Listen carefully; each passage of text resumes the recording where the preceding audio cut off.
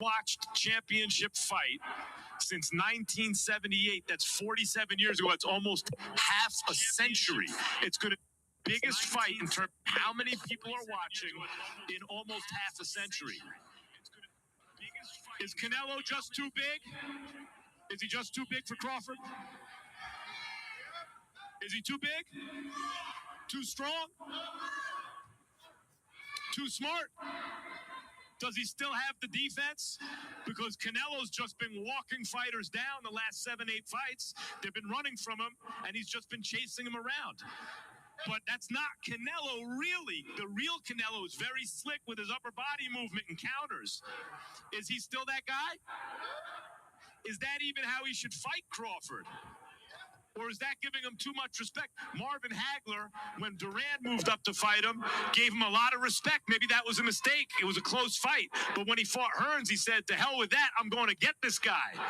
And knocked him out. Should Canelo be the slick Canelo? Or should he go get him? A lot of questions going into this fight as we await the champ. So does he still have that muscle memory, Canelo, if he needs it against Crawford to be that slick counterpuncher? And is that even a good idea for him to be thinking that way? Or should he be like Hagler was with Tommy Hearns when he said it was destruct and destroy, and he came just to bring the fight to Tommy Hearns? A lot of questions going into this one. Canelo, who I knew was going to be the one to fight Triple G because he never ducked anybody. When he was coming up, he was the money guy. He fights Floyd Mayweather very early in his career when he really wasn't ready. But then he fought guys like Austin Trout and Erislandy Lara and the kind of fighters that you would never put your fighter in with if you didn't have to. But he never ducked guys. He wanted the best and fought everybody. Canelo Alvarez is here, ladies and gentlemen. There he is. I see him. As I said, he's done this a million times, but I should ask him, is this the biggest fight he's ever been in? You think I should ask Canelo? I think so. I think so. Let's ask Canelo. He'll tell you. Here he comes, the undisputed super middleweight champion of the world.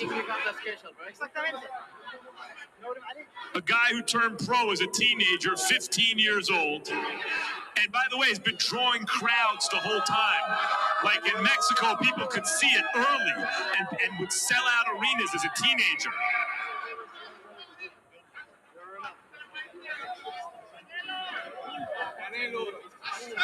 Used to this sort of thing. I see Richard Schaefer. I see you, Richard.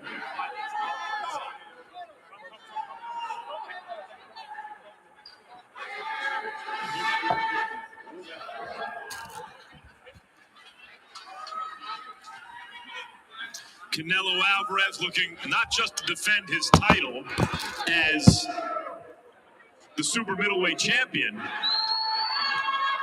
but whose era is it? Whose era was it really? Was it Canelo's all along, or was it Crawford's? We're going to find out.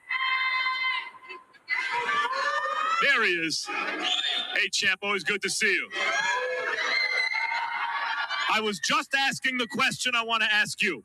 You've been in a million big fights since you're a kid, really. But I was thinking about it.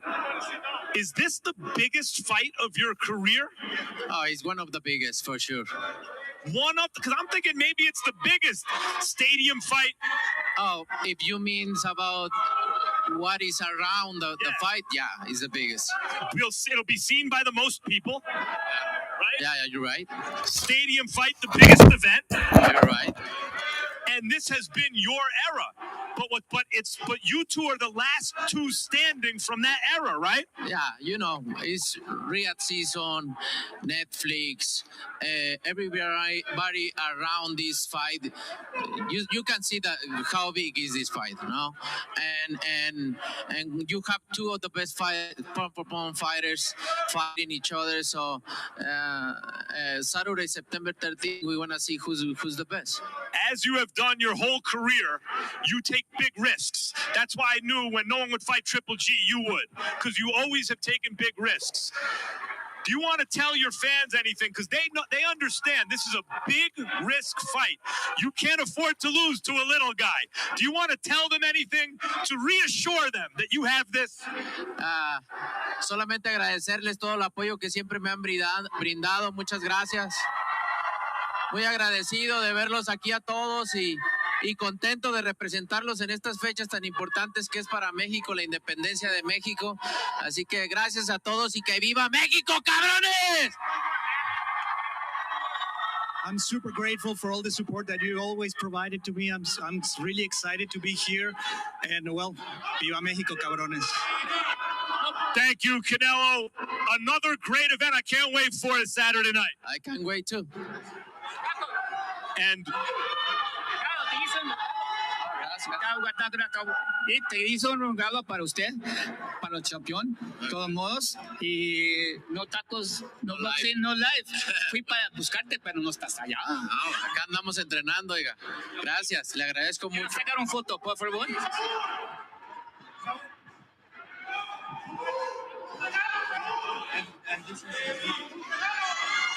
Bye.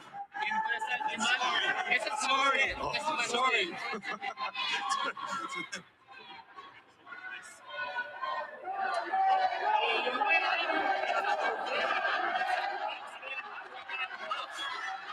Eddie.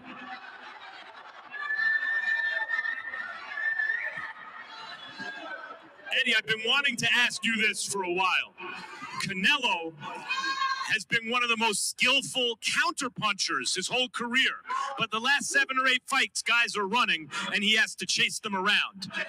Can he still rely on his skills from 4, 7, and 8 fights ago? Eddie, Canelo siempre ha sido uno de los mejores contragolpeadores de la historia y sus rivales siguen huyendo de él. ¿Todavía tiene lo necesario para hacer el trabajo? Así es, y el sábado lo vamos a demostrar por nocaut. He still has it, and Saturday we're going to show it by knockout. I think of him sometimes like Marvin Hagler, who when he fought Duran, he gave him too much respect, and it was close. So when he fought Hearns, he thought, no, I'm going to go knock him out. What mentality do you want Canelo to have for this fight? Me recuerda un poco a Marvin Hagler y lo que tuvo que hacer. Cuando ves a Canelo, ¿cuál es la mentalidad que él tiene para este combate? La mejor de su carrera, lo mejor de 20 años de preparación y de peleador, eso se va a ver el sábado. This is the best Canelo we're going to see in 20 years of career, and we're going to show it on Saturday. Thank you, Eddie. Gracias. Viva México. All right. Canelo Alvarez, ladies and gentlemen, the biggest star in boxing for 10 years now, in the biggest fight of his career Saturday night. By the way, the undercard usually starts Saturday before the fight. Not this fight. Wait, I want to say something. I want to appreciate you guys and thank Turki Al-Rashid for bringing this fight to America and make this fight the biggest fight of the boxing history make here in America for you guys. So thank you so much. It is not me. It is not me. It is my country. It is my boss. The thank for him, the Crown Prince, and we wish good luck for Canelo, and you enjoy the fight on Saturday. And let me tell them now, so the undercard does not start Saturday. The undercard starts tomorrow, and it's the best price there is, $3.99. It's free. You're all invited tomorrow, 2 p.m. at the Blue Live Theater right here at the Fountain Blue. The undercard starts. And Available now, tickets to Thursday night's Underdog Series. It's the debut. You want to see young up-and-coming fighters and great fights? Same thing, same place, 8 p.m., the Blue Live Theater right here at the Fontainebleau, 8 p.m. Thursday night. Canelo, thank you so much. Turkey, thank you so much. Richard Schaefer, Eddie. All right, that's all she wrote, folks. Thank you. See you.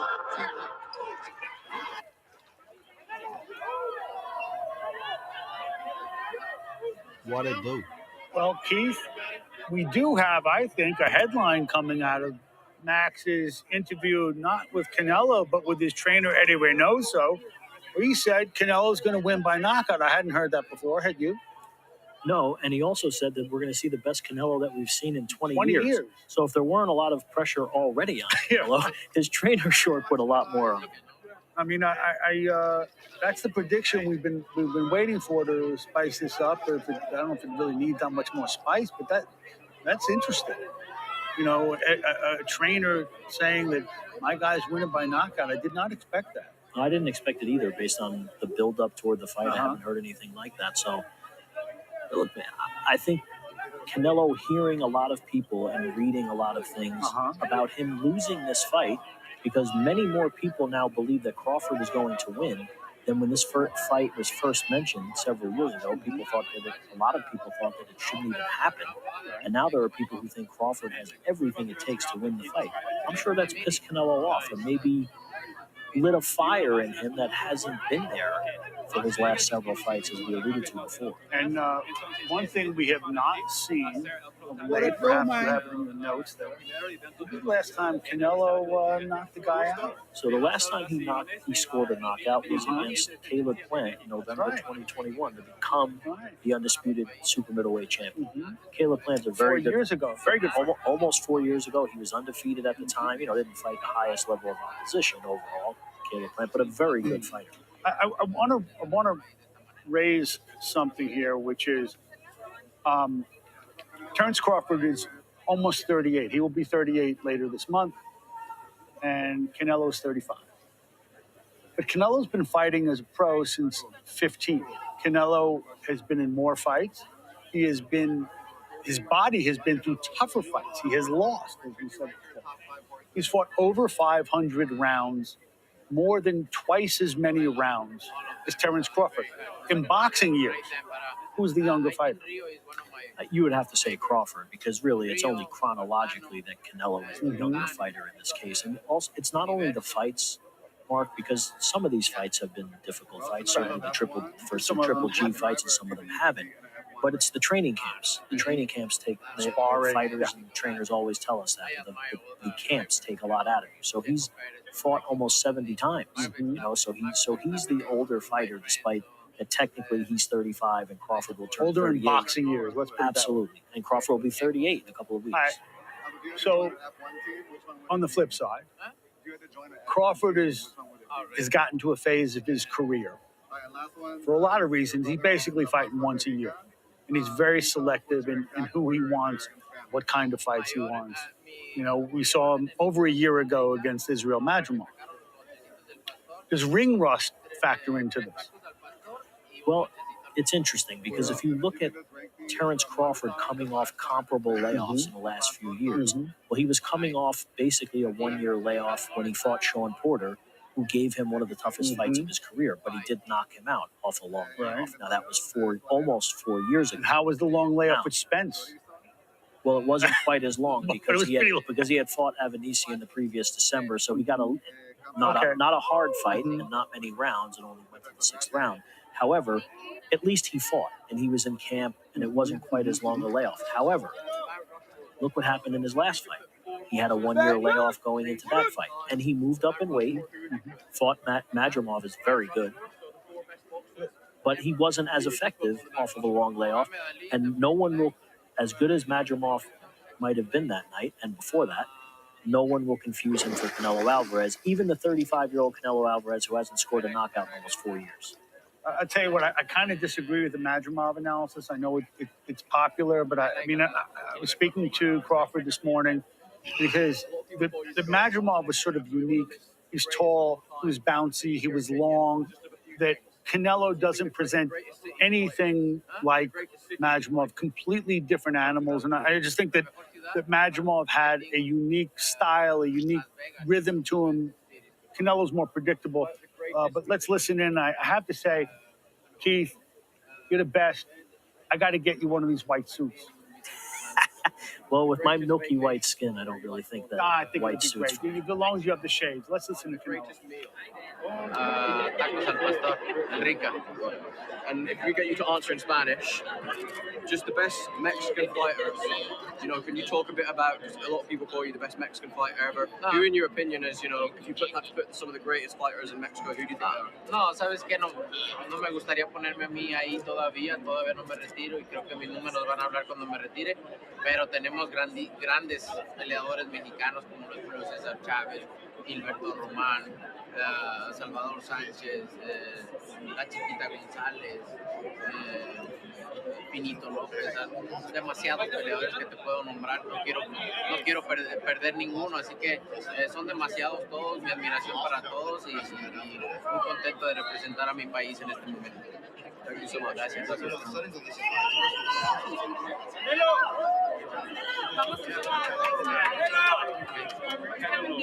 Welcome to channel. How are you? You have a big fans here in Vegas. Yeah, you know now. Yeah, no, I'm so excited to be here. I always have the support of my fans, and I'm very glad to see them here support me, and I'm very happy. That's great. What does it teach you that this fight is being held as part of Riyadh season? No, I'm very happy to be part of Riyadh season. They train me really good. They make this happen here in America. The biggest fight of boxing is gonna happen here in America because Turki Al-Ashi make this happen. So I'm very glad and grateful with Riyadh season. Tell us more about the preparations for the fight on the 13th. Huh? Tell us more about the preparations for the fight on the 13th. No, I prepare myself better than ever. I have really good training camp and I'm ready to show September 13th. Are you ready as usual? I'm more than ready. Do you think it will be the toughest fight? I don't know. We need to see. We need to wait for September 13th because I had a lot of good fights. So What did she say? I'm his man to win. No, I have a lot of huge fights in my career, so we need to wait till September 13th to see. Last question. Who's your stylist? Who's helping you? Amiri. You have a stylist? Yeah. Amiri dressing me. That's your stylist? Yeah. Amiri. Shout out to him. Or her? Him. Him. Shout out to him. Thank you very much. Thank you. You know, Keith, this is precisely what we never heard from the guy who is commonly perceived as the greatest of all Mexican fighters, the standard bearer for the nation, for the style. Julio Cesar Chavez, this type of fluency, this type of accessibility in America. What does it say about Canelo? That he's a very smart businessman because it has made him a star in the United States over the course of the last 12, 13 years. He's made gargantuan sums of money. He's a smart guy. He's also been a great trash talker. Yeah. You know, I remember the Demetrius Andrade attempt to crash his post-fight You want payday, you want payday. Yeah, no, he is. And he's got a good sense of humor, too. If you spend some time around Canelo, you know, when you get him in a group setting, you know, with reporters and everything, he's got a good, he likes to joke around and everything. He's got a playful side to him. So my question is this. We know, beyond a shadow of any doubt, that we are now looking at his great, resplendent white suit, the richest of all Mexican fighters. Okay? By a lot.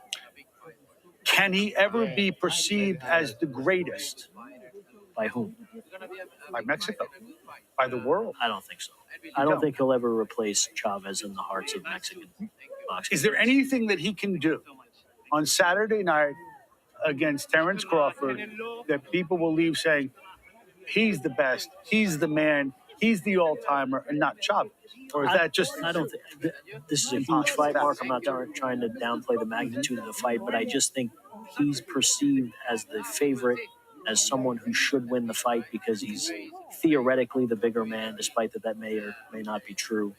And he's supposed to win. So I don't think that there's anything. Now, if he went in there and knocked out Terence Crawford in the third or fourth round or something, which I obviously wouldn't predict happens, maybe he gets more credit than if he wins a narrow 12-round decision. But I don't think there's really anything he can do to change his legacy by winning this fight. He gets a knockout. I think but then don't you think if he gets the knockout, then they say, look, Crawford really shouldn't have been in this fight. He's really a welterweight. If he gets it that easy, which I don't. No, I don't is likely that either. No, but here's what I do think. If it turns out to be a great fight, and I think that there's an excellent chance it turns out to be a great fight, and you can see what's best about both men. And again, for the sake of argument, he does win a greatly contested fight. You can see that Crawford was comfortable at the weight. You can see what these guys are. That again, for the sake of argument, this was a great fight at a great weight. The way they fight, that visual, and that stays with you. And I do think that contributes to the reputation, your standing for decades to come. I do think, in addition, this type of economic opportunity has never been available to a Mexican fighter. He has, in fact, changed the game, and he's doing it at weights that no Mexican fighter has ever had this type of success for. I hold out Gilberto Ramirez for the moment, but this is not the end of his career, right? Is there anything he can do from here on out? Because he does hold that Mexican reputation sacred. Is there anything that he can do to improve his standing as the great Mexican fighter and make an argument to supplant Julio Cesar Chavez?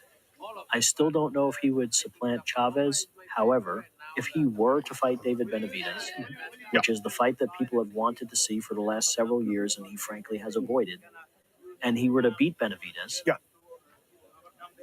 it would enhance his legacy. I still don't think it would help him, go past Chavez in the minds and hearts of Mexicans. Interesting point. I think I agree with you. I agree with you on the Benavidez, and I think that's part of the unspoken. It's part of what's being unspoken here, and you're right. Look, let's think about what we're going to see on Saturday night. What are the crucial strategic factors? What does Canelo have to do? Well, he better be a lot more aggressive than he was in his last fight, because he can't afford, like you said earlier, Crawford can't afford to give away rounds. Canelo can't afford to allow Crawford to switch on him and bank rounds early in the fight, assuming he gets the credit on the scorecards for doing that. So he can't afford to get off to a slow start either. Think about, you saw some of this in the Kovalev fight, because I had Kovalev Canelo, a really close fight. Although I never had the feeling that the outcome was going to be in doubt. I thought that Canelo was just kind of tightening the noose, and eventually he was going to do what he did. It was a really impressive knockout, but I never thought it was quite in doubt, even when Kovalev was out jabbing him, piling up points. This is a different animal. I'm not sure that he can fall behind to Crawford. And if Crawford is right, and Crawford can do what he told me this morning that he wants to do, be decisive, be in control from the start banking around. How much pressure is going to be on that man? How much pressure is going to be on Canelo Alvarez after 4, 5, 6 rounds if he's down on the scorecards? Well, can he play catch up in the same way against a guy like Terence Crawford? Down on the scorecards, and Yeah. We've been over this ad nauseum over the course of this telecast, but you never know, which is why we would love open scoring, of course. But will he get desperate toward the later rounds if he really does feel that he's way behind on the cards and fight differently? I can't help but go back to what happened against William Skull. I don't expect him to approach this fight differently, and I certainly don't expect Terence Crawford to fight the way that William Skull did. He is not going to run. But the fact that he really didn't even try to cut off the ring, I don't know, that didn't sit well with me. I didn't sit well with me either, nor have some of his opponents of late. But I think that that Terence Crawford is a much more high-value target, that he will definitely motivate Canelo a bit more. I don't think you're going to see the same guy who fought William Skull. I don't think you're going to see the same guy who fought Berlanga, Munguia. I don't think you're going to see that Canelo. I think that, listen, he understands the game. He knows he can't be that same guy against Crawford. Crawford just approaches the task with that much more intensity, violence, and technique. I do hear that the Crawford camp is, in fact, comfortable with the judges for this fight. And having a fight in a vacuum would seem to me to be a vacuum in Saudi Arabia. Having something in a stadium here in the States, that's different. And if Crawford, again, for the sake of argument, can succeed in quieting the crowd, and all of a sudden people know what they're looking at, if he can bank rounds, I think that puts Canelo in a really highly pressurized situation. And, a fighter as smart as Terence Crawford knows when you got to make your move, you're at a great disadvantage. It's not like fighting an old Kovalev here. Yeah, no, I agree. But all of these judges have judged Canelo, and they've judged Crawford fights. All of them. Steve Weisfeld, first and foremost, has judged a lot of Crawford fights and has judged a lot of Canelo fights. He was one. And Tim Cheatham and Max DeLuca have also scored fights for both guys, though less than Weisfeld.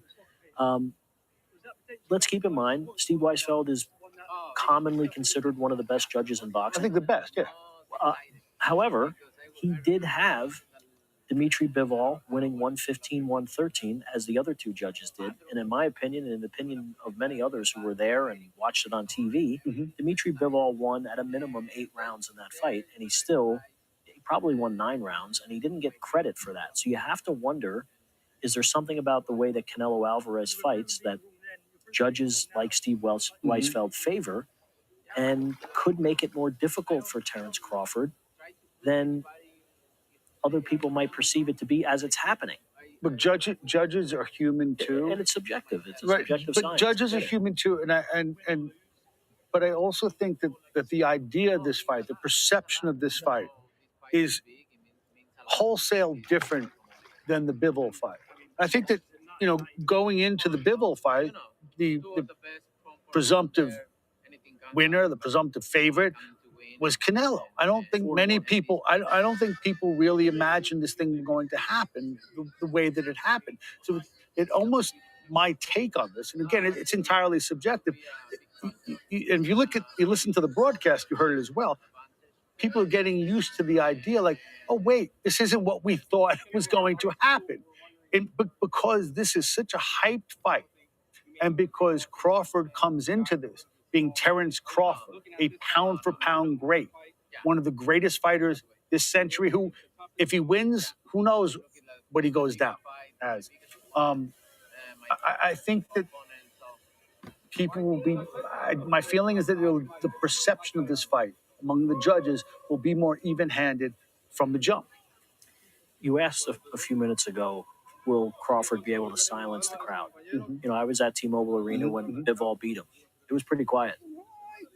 It's maybe a third of the crowd size that we might see on Saturday night. Right. They were pretty quiet as Bivol banked round after round after round and was clearly in control of the fight going into the championship rounds. It was not on Mexican Independence Day weekend, but it was on Cinco de Mayo weekend. All Canelo fans, Bivol's not selling tickets in Las Vegas. and they were pretty quiet. So, yes, Terrence Crawford can silence the crowd if he starts banking rounds and beating Canelo decisively and demoralizing maybe not Canelo, but his fans. What does Crawford have to do? Who y'all got? Crawford, Canelo? What can't he do? What are the imperatives for Crawford? What he told you today, he cannot get off to a slow start, which he oftentimes does. He can't do it in this fight. What are the imperatives for Canelo? I think he has to put as much pressure on Crawford. Now, he's a counterpuncher, naturally a counterpuncher, obviously. But he has to put as much pressure on Crawford. And he can't let Crawford get comfortable. And that's going to be very hard to do because Crawford's comfortability is one of his greatest strengths. He's so confident and so smooth and ambidextrous, and he does so many things well in the ring. Have you ever seen anyone make him uncomfortable?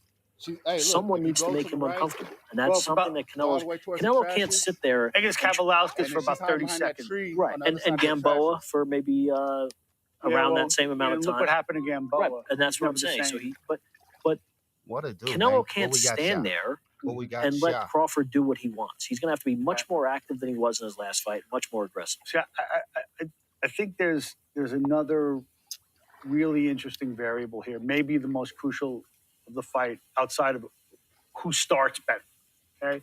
And that has to do with the natural Canelo Crawford, man. By nature, powerful guy with a big head and a big neck and a great chin. I don't think Canelo gets nearly enough credit for his chin. That's one factor. The other thing is, I got Canelo because Crawford. he doesn't run, because he will be there, because he is Canelo coming Crawford. up in weight. How does Terrence Crawford take Canelo's punch? Who y'all got? Canelo or Crawford? And, he's going to be there, and he's a dog, so he's going to get hit at some point. The question is, how you got? How Canelo does he or Crawford? take that punch from a bigger guy?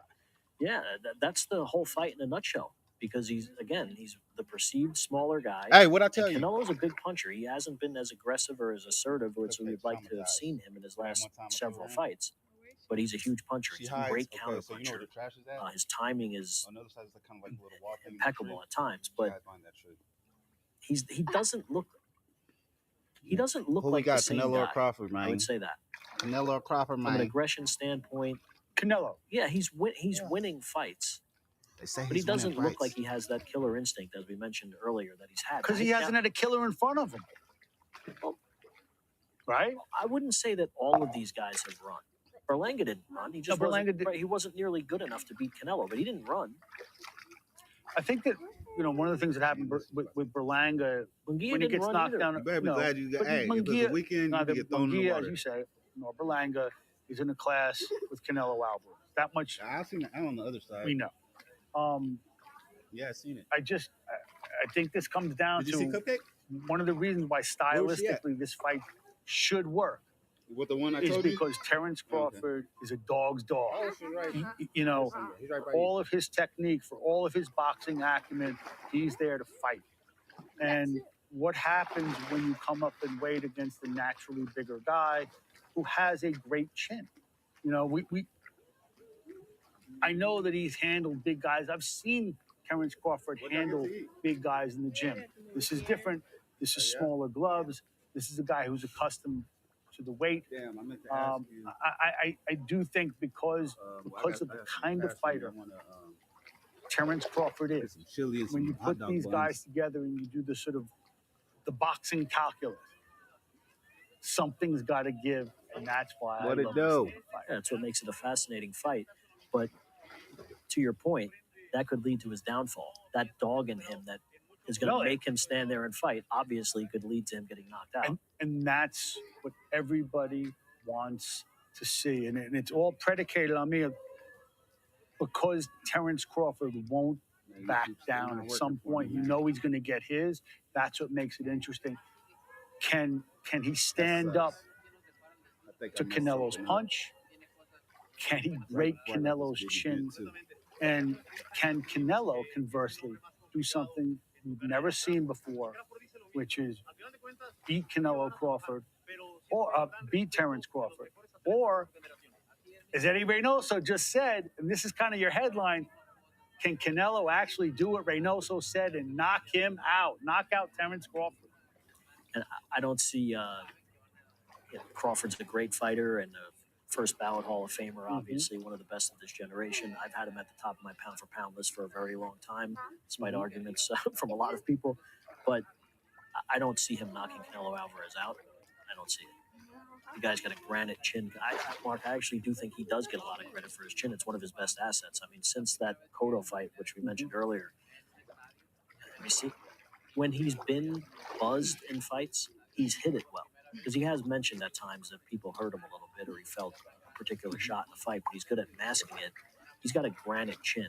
I'm not saying it's impossible, but I would be very surprised if Terence Crawford knocked out Canelo Alvarez. I would be less surprised if Canelo Alvarez knocked out Terence Crawford. Okay. I'll give you a white suit if you're right. I think that's going to be great on you, man. Pushing his white suit I think that's going to recreate the whole idea of Keith Idec, and I think as a senior writer for Ring Magazine, the senior guy, a sage voice, I think you deserve a damn white suit like Canelo Alvarez. Okay, but here's what I want to hold you to, and here's what the white suit, the resplendent white suit, depends on who's going to win the fight, Keith. It's either, look, I see it going one of two ways. I see Terence Crawford beating Canelo on points in a more narrow fashion than he deserves. I think it'll be closer on the scorecards than... Does Canelo get beat up? If it happens like that, does Canelo get beat up? I just think, no. I think Crawford is just winds up being too smart, too skillful, too athletic, too everything for him, and wins a decision. Maybe like, say he deserves 116, 112, 117, 111. He gets 115, 113. Of course. I mean, I could see that. Very boxing. I could also, I could see Canelo catching him with something late that really impacts the fight. Those are the two ways that I would see it going. You don't see a knockout. You don't see Reynoso. I think if he catches him with something late, I could see him. If he hurts Crawford, I think he'll finish him. Crawford would finish him too because he's one of the best finishers in the history of the sport. I just don't think he's going to hurt Canelo, particularly up top. So those are the two ways I see it going. Crawford winning a decision or Canelo by late stoppage. All I remember, we talked before about the Sean Porter fight, and taking out Sean Porter, to me, I know how tough Sean Porter is.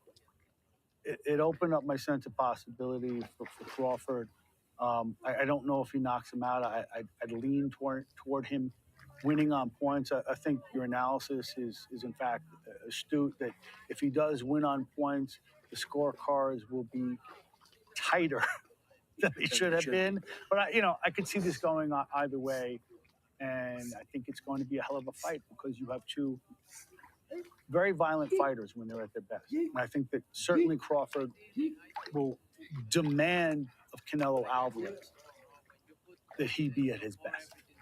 And I think it's a real opportunity for the sport too, Mark. We haven't touched on this much so far, but Max alluded to it several times, that this has the potential to be seen by, more fans, like at a championship level. I don't mean Jake Paul and Mike Tyson or something like that. I mean a real high-level, world-class fight will be seen by more people in the United States and perhaps globally than any fight since Muhammad Ali and Leon Spinks. Leon Spinks in their rematch in 1978. It's a very long time ago. I was a little kid. Even you were a little kid then, right? I was already an old guy. No, I actually was. I was in high school or something like that. But all kidding aside, I mean, this is something that the sport needs. We need. Well, it needs it for a couple of reasons. First of all, I mean, look, this is this TKO promotion, and we're seeing what could be, or personally I hope to be, a new era in boxing. I'm hoping it's we no longer think of an undefeated record as some sort of prerequisite to getting a big fight. But I also think one of the things that has really diminished boxing's popularity over several decades now is the over-reliance on pay-per-view. Like, not everyone's, just because you're an undefeated guy doesn't make you a pay-per-view fighter. There are very few pay-per-view fighters in the history of the sport. That guy right there in his cool white suit, is one of the few. He is, but we're going away from